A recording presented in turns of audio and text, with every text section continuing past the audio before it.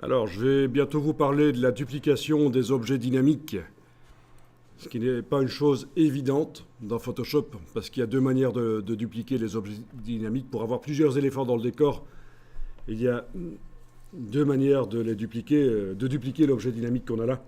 Donc ça, je vais bientôt vous en parler, mais avant ça, je vais vous parler du réglage progressif. On va faire un réglage progressif sur le décor.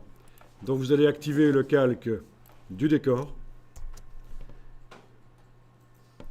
C'est un mini-exercice à l'intérieur de ce grand exercice, apprendre à faire un réglage progressif.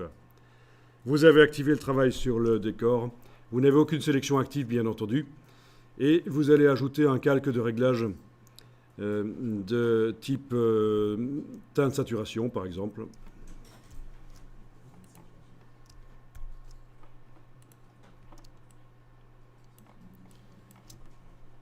Voilà. Et vous allez changer. Par exemple, je vais cocher la case colorisée et vous modifiez la couleur.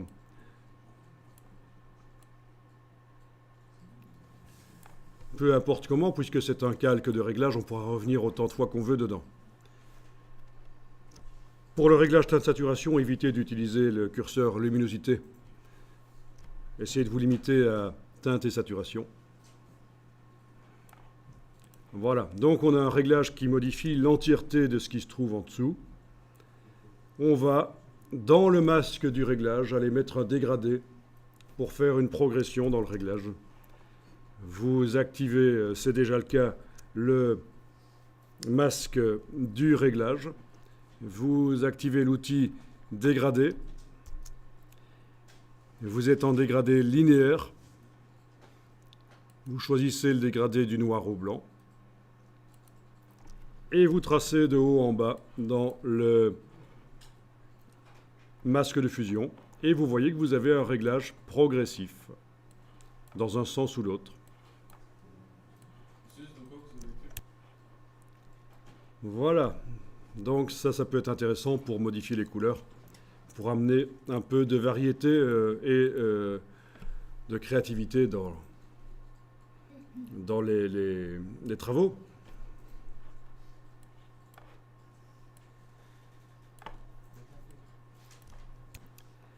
Alors, on va faire des tests. Je vous montre.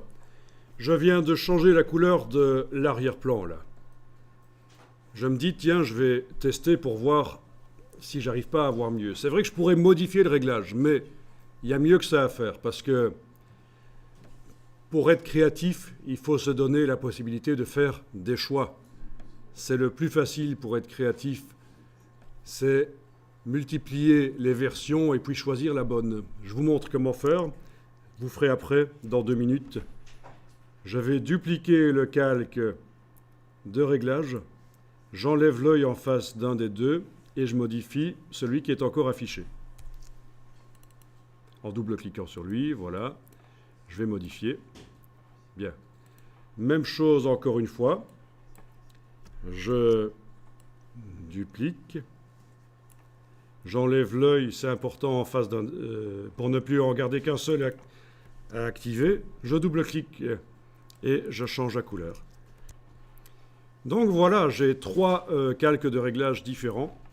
Et maintenant, il faut que je passe de l'un à l'autre pour décider. Alors vous savez qu'on a la composition de calques qui peut vous aider.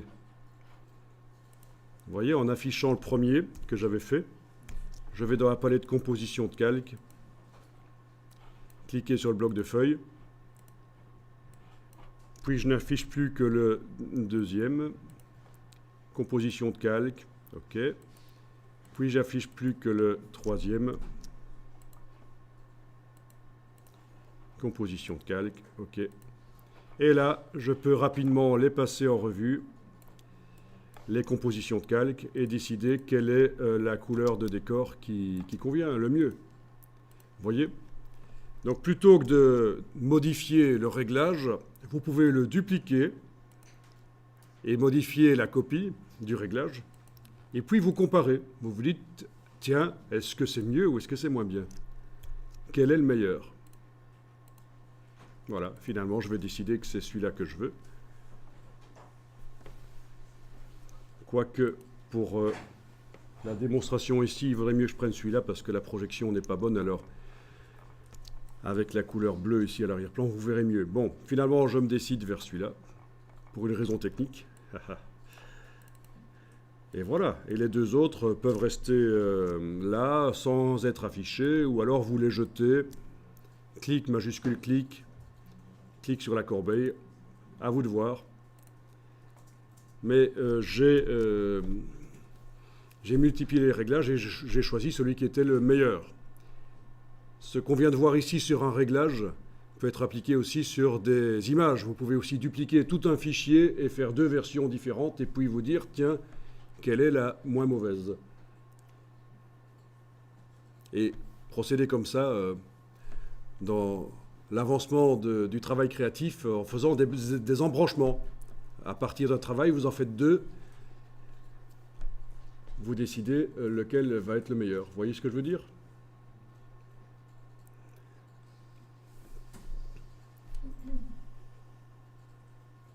L'essentiel étant de rester actif, parce que en restant toujours sur la même image, on a tendance parfois à s'endormir et à devenir un peu coincé au niveau créatif. Donc,